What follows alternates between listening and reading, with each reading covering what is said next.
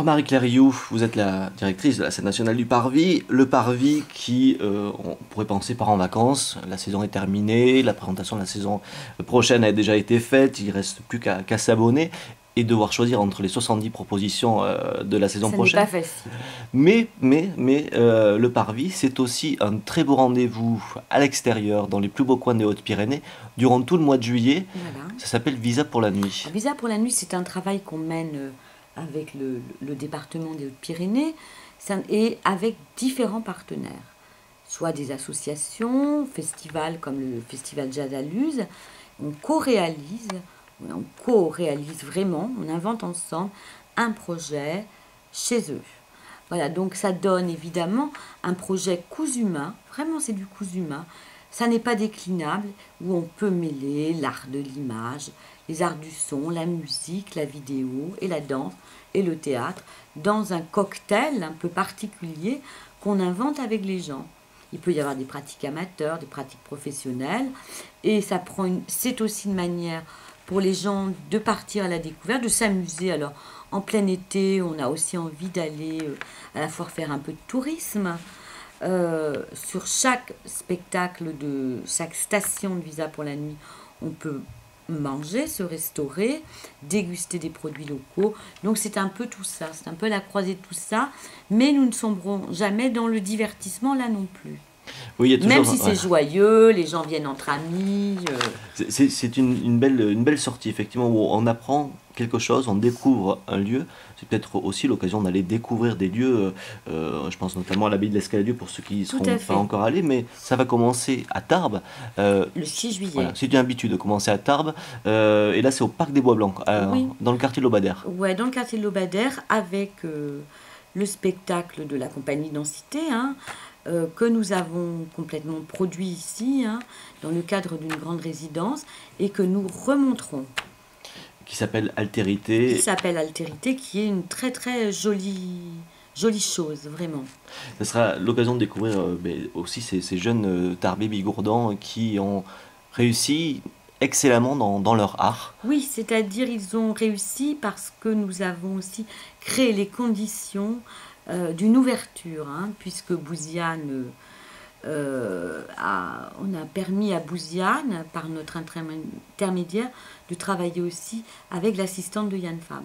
Donc c'est une ouverture. Il y a tout cet aspect-là.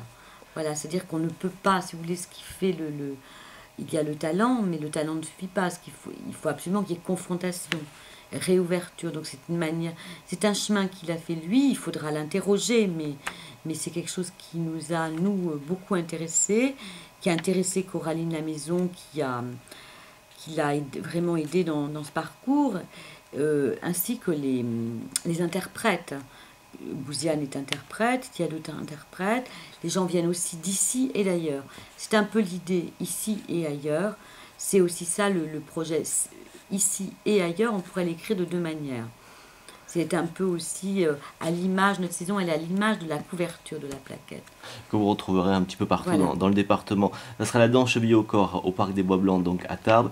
Le 6 juillet, Voilà, Altérité, un petit documentaire sur la métamorphose de ce quartier. euh, oui, Métamorphose qui est quasiment terminée maintenant. oui, oui, oui.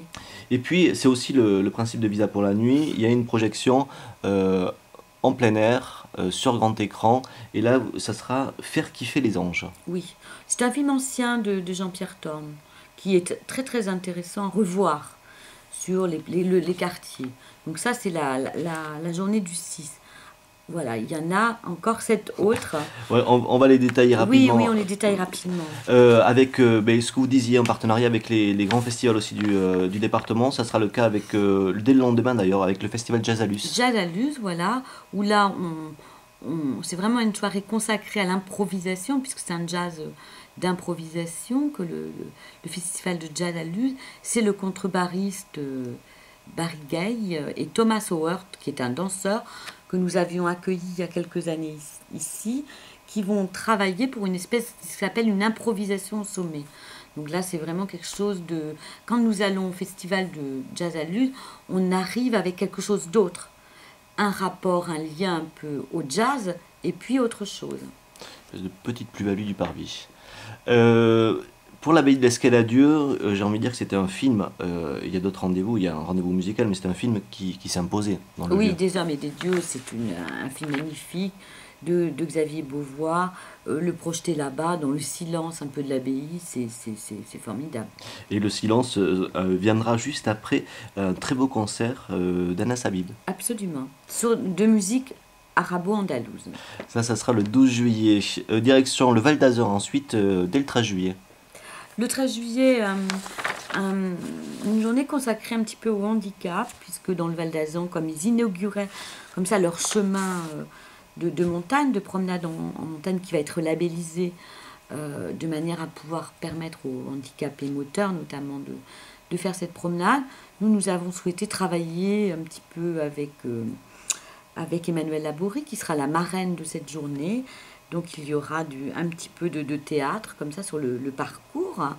Et puis on arrivera à Reims-Marsous pour un concert des percussions du Treffort. Et ensuite projection d'un film très très grand public, Intouchable. Voilà, qui est aussi à revoir. Donc c'est vraiment... Voilà. D'ailleurs, pour Emmanuelle Laborie, je précise, c'est que le petit poussé qui sera proposé à 15h à 17h sera aussi en langue des signes. Absolument. Voilà, ça sera aussi l'occasion pour ceux qui sont sourds et qui savent signer de voir un spectacle qui sera accessible aussi pour eux. Un rendez-vous là aussi magique dans ce Visa pour la nuit qui est quasiment une obligation désormais, c'est de se rendre à 2877 mètres d'altitude. Oui. Au pic du Midi. Oui. Pourquoi est-ce que vous tenez à ce rendez-vous au sommet des Pyrénées? Est-ce qu'il est aussi symbolique? Non, magique? il est magique parce que le site il est magique et aucune œuvre de toute façon ne peut rivaliser avec le point de vue. Donc il s'agit d'aller là-bas de façon assez modeste, mais avec quelque chose d'incontestable. Donc, je pense que la musique est un bon moyen comme ça d'aller là-haut.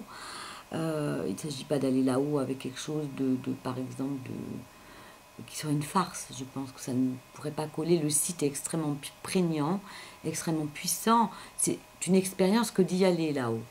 Et là-haut, c'est Sonia Wider-Atherton, donc qui est violoncelliste, et qui nous jouera les suites pour Bach. Voilà, donc je pense que là on nous appelle déjà pour cette soirée qui sera impressionnante. Et qui sera avec une jauge limitée, donc il faut vraiment penser à réserver. Le 25 juillet, Chateaubriand sera l'honneur à Cauterets. Chateaubriand, la mélancolie de l'amour, il est venu un peu comme ça dans notre région, halte littéraire et musicale, à la pension du Lot. Donc là, on travaille aussi avec une association, hein. Et puis projection du film Adolphe de Benoît Jacot, en plein air. Le 27 juillet, rendez-vous